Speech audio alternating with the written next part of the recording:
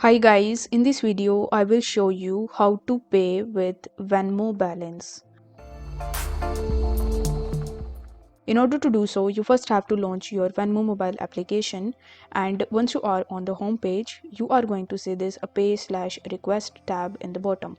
So you simply need to tap on this tab and then you will be landed on this page where you just have to provide the name or the username of that particular person to whom you are going to pay via your Venmo balance. You can either type their name or username, or you can even scan the QR code if they have any. After selecting it, you will have to tap on the profile of that person and then you just have to enter the amount that you want to transfer. After entering the amount, you will be shown two options, request and pay. So you will have to click on the pay option in the bottom right hand corner of the screen. Then on the next page, you will be able to see the option of Venmo balance. So instead of your bank or your debit or credit card, you will have to select the option of Venmo balance and you just have to conclude your payment. If the video was helpful, then don't forget to like the video and subscribe to the channel.